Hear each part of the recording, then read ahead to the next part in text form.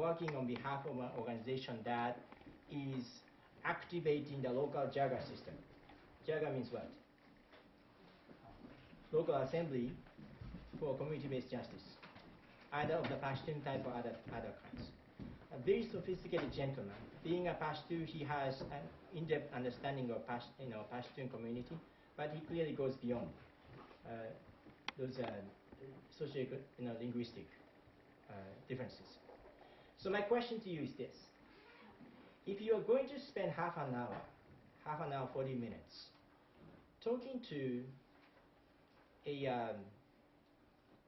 somebody like Wise, ask thoughtful, clear enough of questions of conflict analysis. What questions are you going to ask?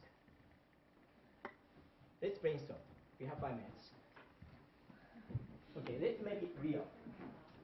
Go ahead. What major challenges do the Afghani people face currently? If I ask you, what major challenges do you as Americans face? How do you answer that question? Grad school. All right. Now, let's demonstrate that you have done the reading and discussion. Be more specific. Let's not ask a question that, it's very hard. If I ask you, what is American life? Maybe adding in terms of basic needs. Yeah.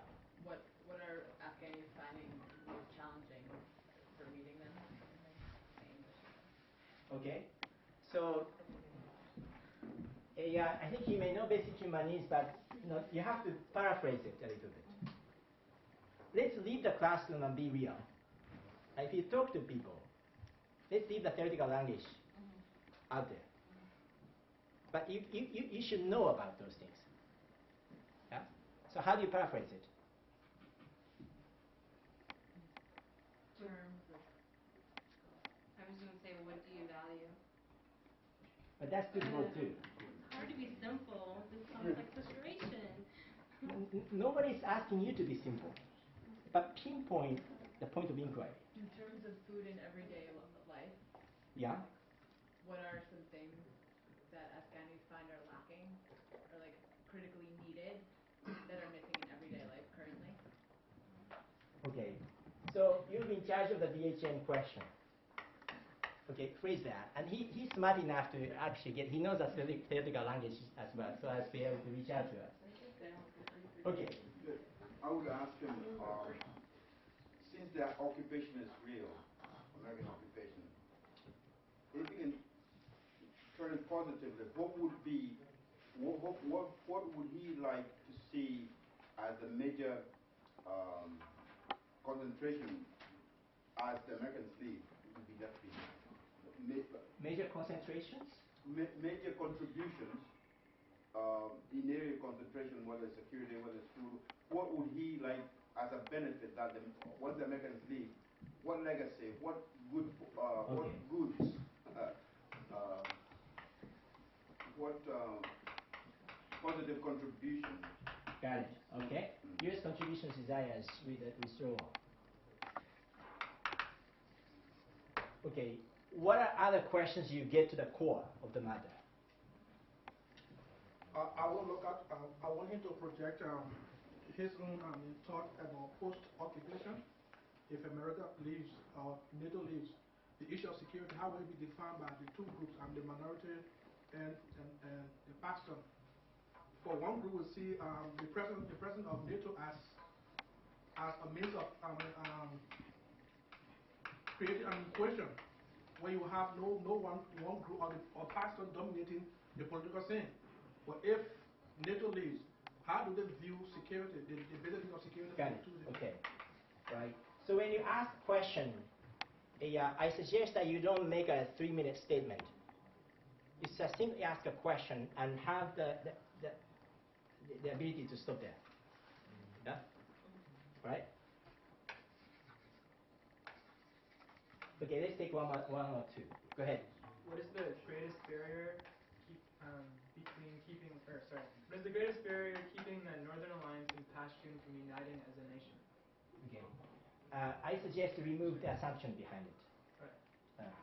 So we can say that post 911 war was between Northern Ireland and Pashtun. What are some of the ways to overcome that legacy?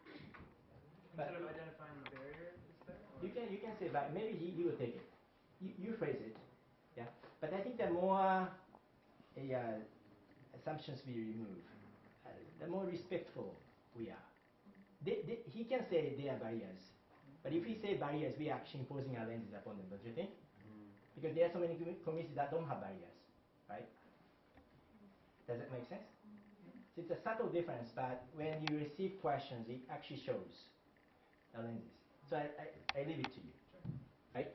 Okay, so Northern Alliance. So it's time, so we're gonna call in.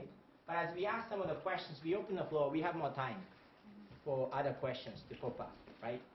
One thing I encourage you to do is to ask him about his personal life as well. For example, what it was like to be in a refugee in a neighboring country. What are some of the challenges in terms of building his own self-esteem and you can ask those questions if you like, okay? As much as being analytical and political, we can actually be meaningfully, respectfully personal, right? Okay, so let's go. By the way, when you see him, you will see him, but it will be wonderful for him to see you. And how do you sit in such a way that the camera can capture a maximum number of people?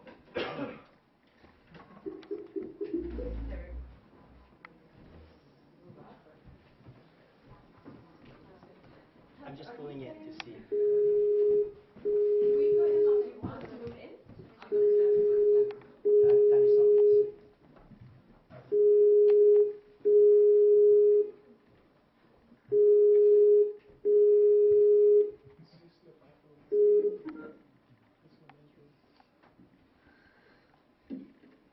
Wise? Hey, Tats. How are you? How are you? Good, very good. Good. Sorry, it's night here. It's about 8 o'clock, 8 Yeah. p.m. Did you have a good Eid, or was today a busy day for you? Friday, it was good. I actually spent the night with my uncle because he was leaving for Australia. So. Nice. Yeah. All right. It was good. It was Okay. good. So I see you have a bright day. Yes, yeah, we have a bright day. So this is a class. Can you see us? Yes, absolutely. I can see you all. Hello. Hi, everybody. Okay. So just to show you the whole crowd. Yes. Hello. Thank you very much. We got it. All right. So Okay. usually I would like to go around and introduce ourselves, but this is just way too many people. Suffice it to say that let's do a little bit of a check. How many of you are American citizens? Could you raise your hands, please? Okay, so we have a lot of colleagues from the U.S. How many of you come from different countries other than America? Would you mind where you come from, please? Half Moroccan. Canada. Ghana. Ngoima. Kenya. Canada. Anybody else? Liberia? Liberia. Okay, so we have people from different countries. And just to give you background, we spent the last 2 hours processing the reading on Afghanistan we did. So they're trying to get informed. And then we brainstorm, before I called you, we brainstorm a few questions that we can ask you. So we start asking those questions. However, if time remains in the next 30 or 40 minutes, then we open the floor and invite any other questions to come. Okay? So without further ado, let's get started. Anybody start with some of the questions we brainstormed? By the way, Wise, I think I shared with you a little bit about your background to the extent I know you, but I think it would be helpful for you to spend 2 or 3 minutes maybe sharing with the audience about your profile, your background, what you do, your upbringing, your community background in a way that makes sense to them. Go ahead, please. Okay, perfect. So, My name is Ahmad White Wardak, and my friends call me White. And I was born in Kabul, and I was raised in Peshawar, Pakistan. And I studied there, and I did my undergraduate in Pakistan.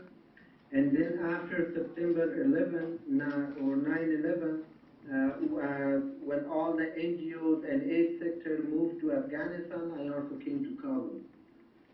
So I was working for the United Nations Development Program here in Kabul, and I work as a program officer for Comprehensive Disabled Afghans Program.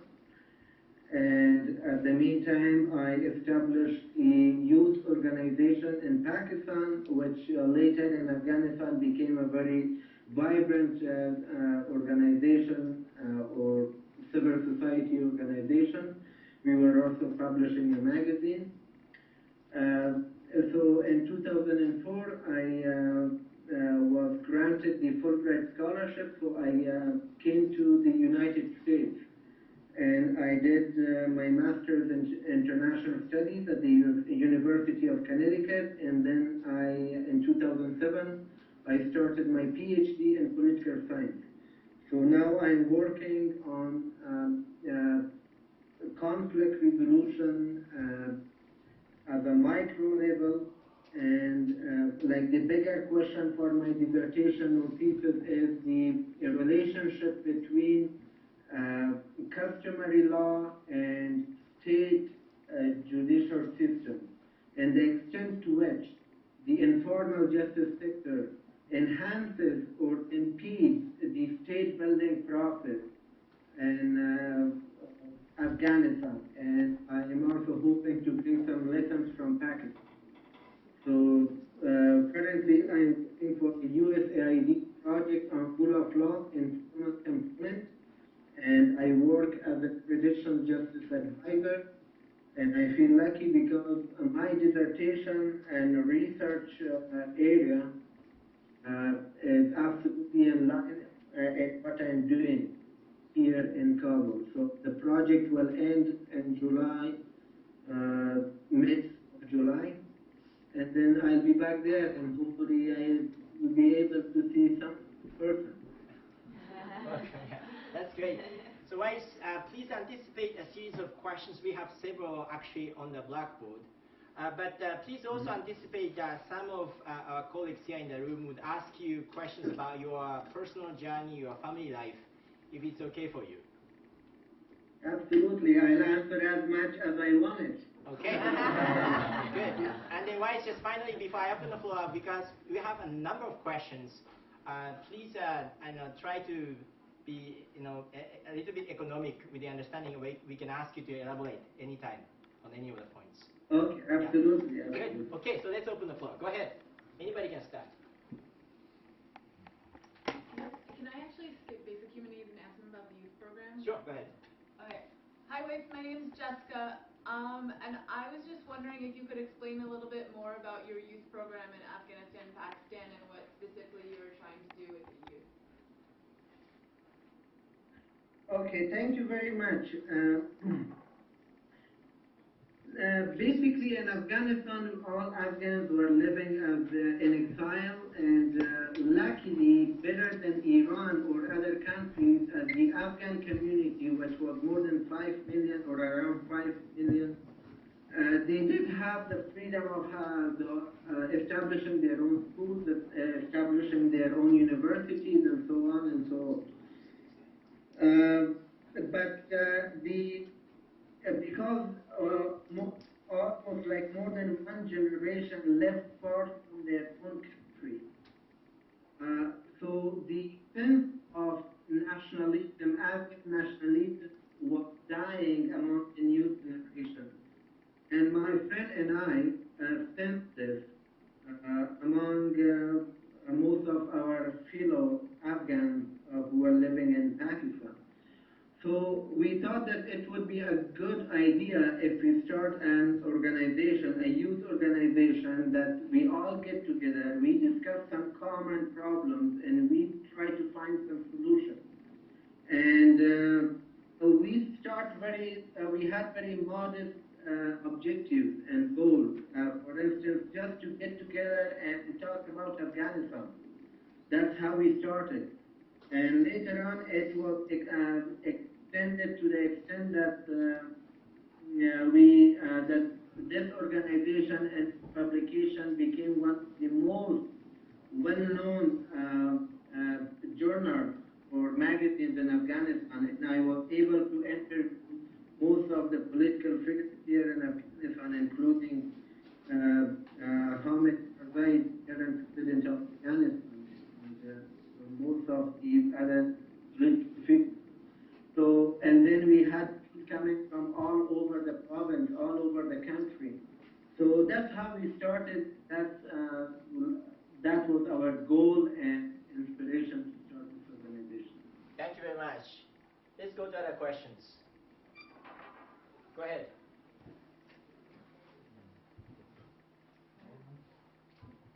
How has your experience as a refugee, former refugee, impacted your organization of both youth groups and other local groups?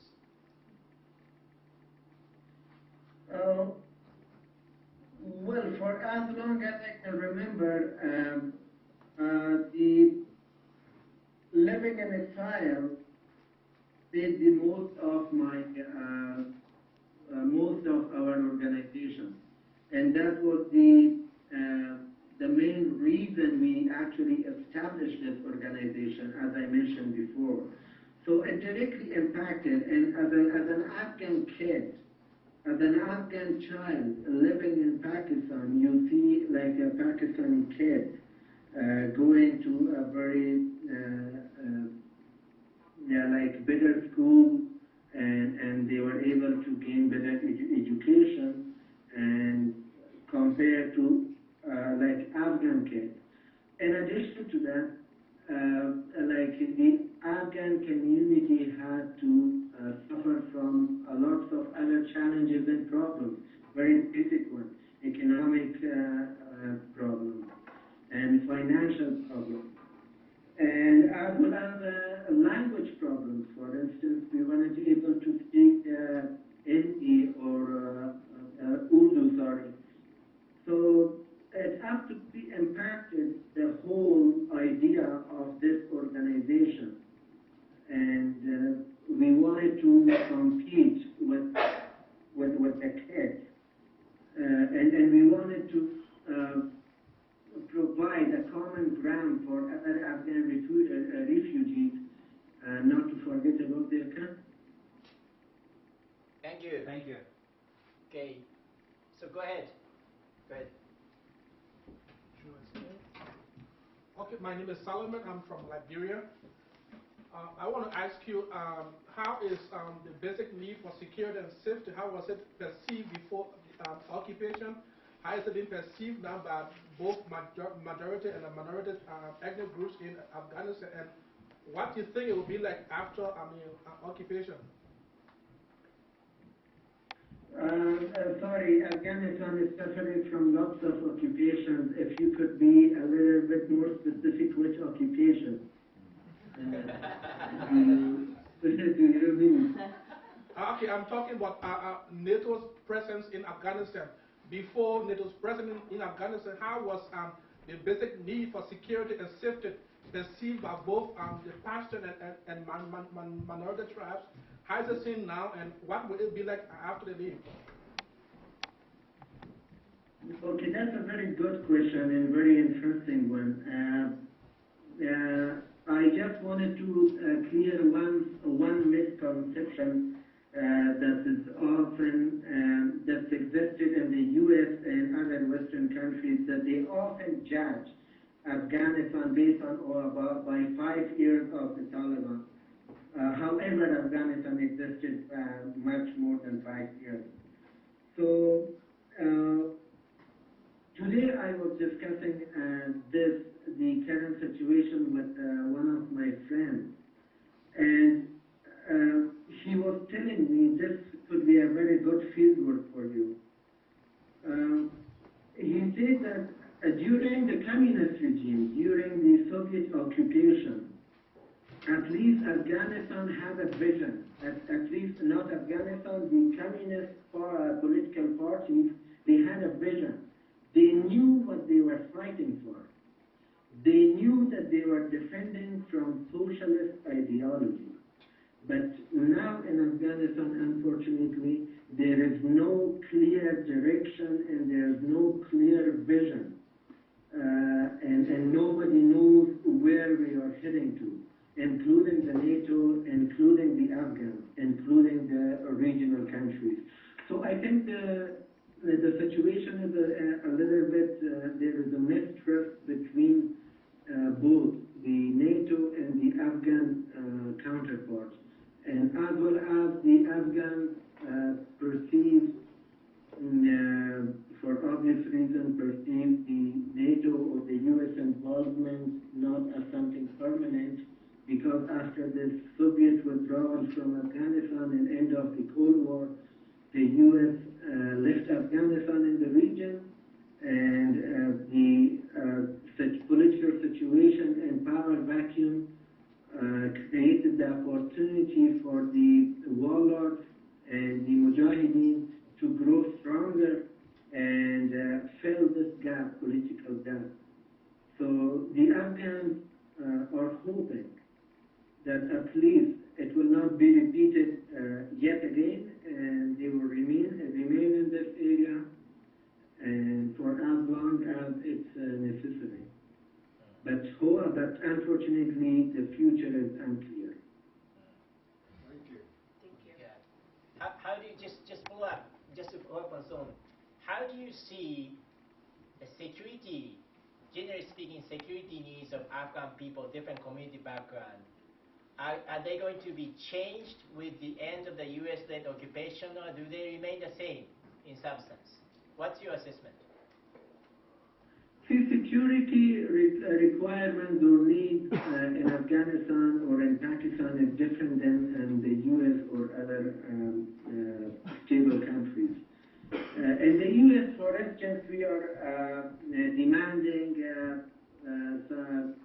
psychological security or security of, let's say, some of the other liberal and progressive ideas. That we want to have more tolerance for instance, like the sexuality issues and stuff like that. Acceptance of gays in the community or in the country, and gay marriage and stuff. Like these are very progressive and liberal demands for a stable country. Well, for Afghanistan at least. Sorry. Here, the security demands and the security needs are very immediate and basic, and they are physical. So as long as there is physical security, you are in peace.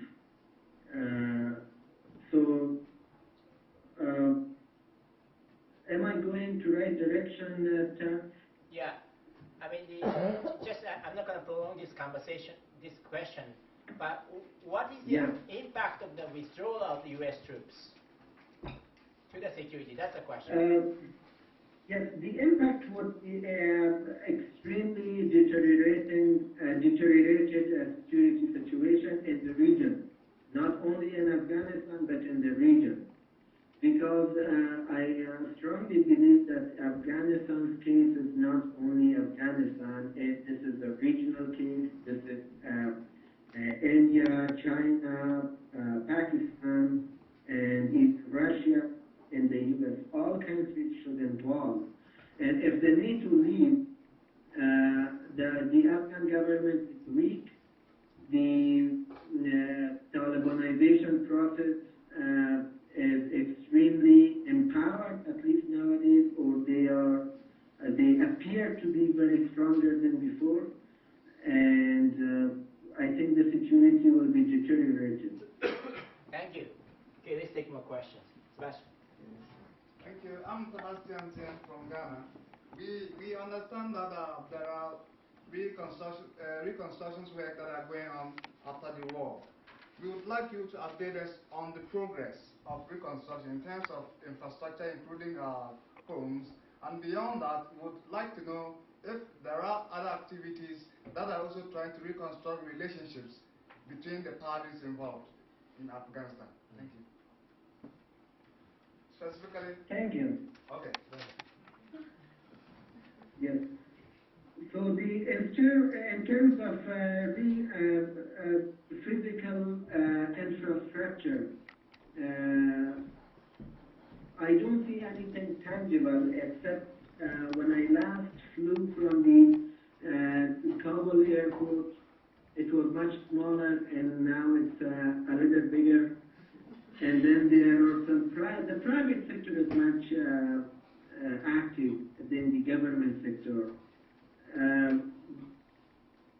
We have lots of wedding halls now compared to before, and lots of glasses I can see lots of glasses in Kabul city compared to when I left.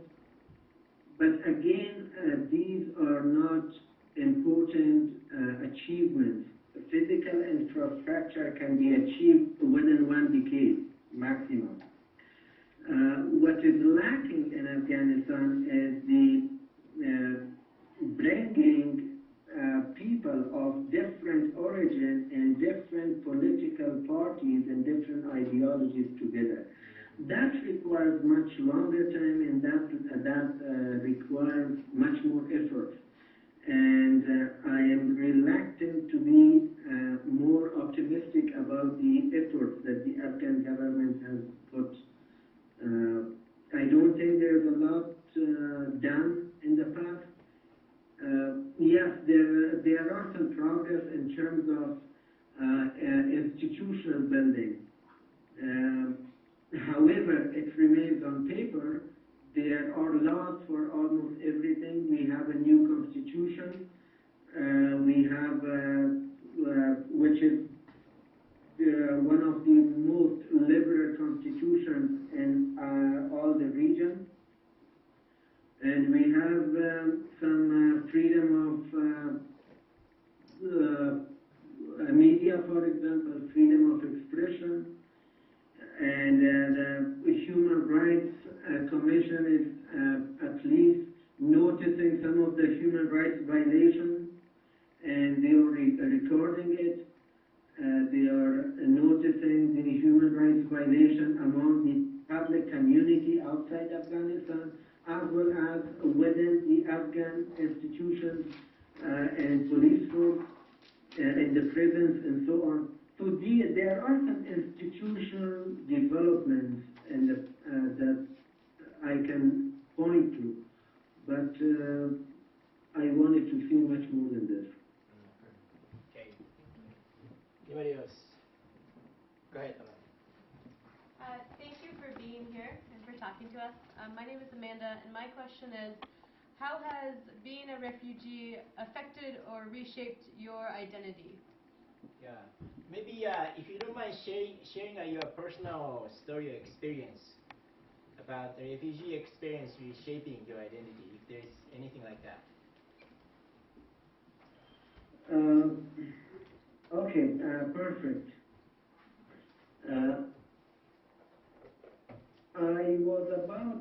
I was born in Kabul, and I was about 10 or 12 years old when I went to Pakistan. So what I remember in Pakistan, in Afghanistan, sorry, my father was in the army. He was brigadier, one step lower than general. And we have a house in the diplomatic area, a very expensive area, very nice house, 3 stories. And we used to live I used to go to a school which had which was a very large school, probably more than 5,000 students, kids would go there. So this was the environment that I grew up. I would consider it was an upper middle class environment that I grew. But when I went to Pakistan, and we suddenly found the entire family in 2 rooms. So it was very hard for me to accept that I am sleeping in the same room as my parents and almost like the entire family. We were living in a 2-bedroom apartment. So, and then when I went to school, for example, this is one example, and the second example could be when I went to school, we had probably like 200-300 students in the school because the school was so small. It was smaller than our house in Kabul, Afghanistan. So it didn't have the capacity to fill more than those students. So for a while I had to adapt to all these low quality of life, starting from everything. So obviously it does impact your psychology, impact your childhood. For a while you feel you always miss your home country, and you always miss how you grew up and how you have to live like that and for how long. And that made me stronger. And I learned a lot from that, a great deal about my past, my childhood, or my living in exile, living in Pakistan as a refugee. At the meantime, made me stronger too. Thank you so much for sharing that. Any other questions? Sure. Right, thank you so much. This is very, very generous of you. My name is Layla Roberts, and I have a question that is going to begin by sounding familiar, but I think at the end it will sound unfamiliar. We understand that the quality of life and the human rights of women in Afghanistan is not what it would be under peaceful circumstances or under different traditional circumstances. And we understand as well that talking about the status of women in Afghanistan has often been an excuse made by the U.S. and NATO occupying forces as a very good reason to come. Setting that aside for the moment, I would be very interested to hear what, in your opinion, especially after having spoken so deeply with both traditional and modern political leaders, what could be the potential contribution of that half of the Afghan population to peace and reconstruction and redevelopment?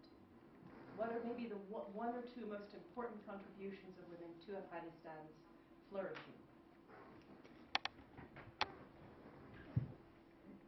Thank you very much, Lena. And